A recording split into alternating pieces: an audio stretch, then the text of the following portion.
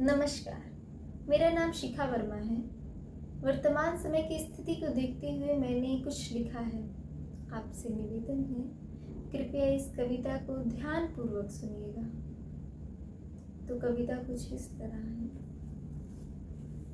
कलयुग यही है जहां अन्याय चीख चीख कर पुकार रहा हो, किंतु न्याय अपराधी की भांति सर झुकाए खड़ा है। जहां दुष्ट निडर होकर हंस रहे हैं, किंतु निर्दोष भय में अपने अश्रु पोंछ रहे हैं। जहां अधर्म ने धर्म का चोला ओढ़ रखा हो, वहां भीड़ में खड़े सब मौन हैं। सच में कलयुग यही है, किंतु कुछ लोग इसे सतयुग कह रहे हैं। अन्याय से दृष्टि फेर एक भ्रम में जी रहे हैं।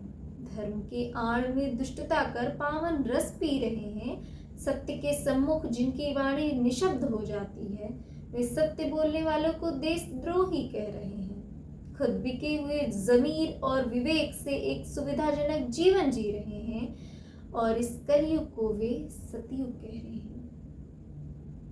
एक परामर्श है, जरा सुनते जाइएगा। कृपया अपने घर के आईने उतार कर फेंक दीजिए, क्योंकि त्रुटिवश अगर दृष्टि भी पड़ गई आईने पर तो दिख जाएगी आपकी जमीर पर पुती हुई काली काली खाक को।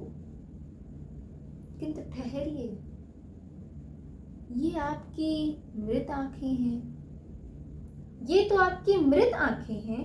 वर्षों पहले सत्य को अनदेखा करने हेतु आत्महत्या कर ली इन्होंने।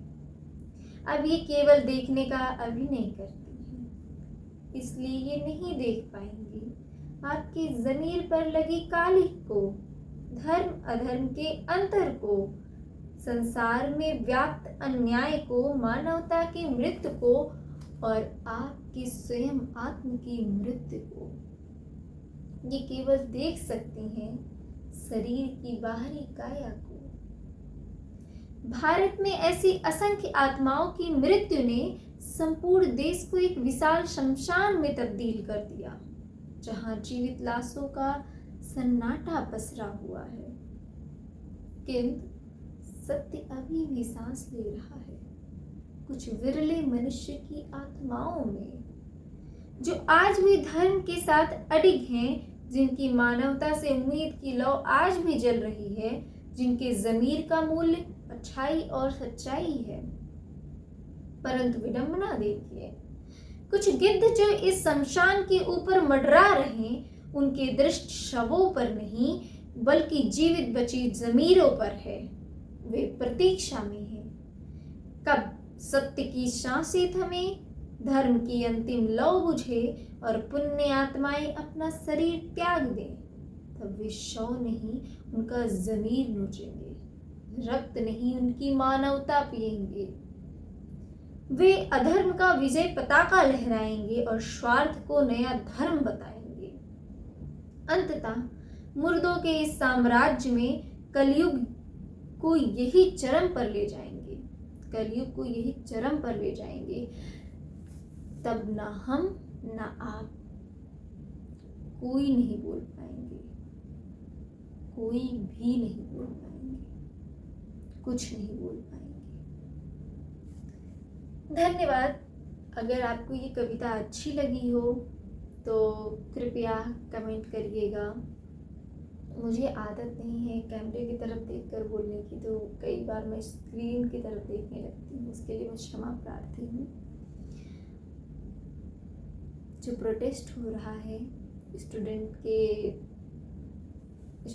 एजुकेशन के लिए, मैं उस प्रोटेस्ट में शामिल नहीं हो पा रही हूँ। मैंने कोशिश करी अपनी कविता के माध्यम से उस प्रोटेस्ट में योगदान देने की, और जो भी लोग एजुकेशन के लिए प्रोटेस्ट कर रहे हैं उनका मैं सदा सदा आभारी रहूँगी। हमारी आवाज़ बुलंद करने के लिए, लोकतंत्र को जीवित रखने के लिए दिल से साधुवाद। बहुत धन्यवाद। जय हिंद, जय भारत। तो हाँ, मिलते हैं अगले वीडियो में। ये आपको ये कविता अच्छी लगी हो तो बताइएगा। बाय, नमस्ते।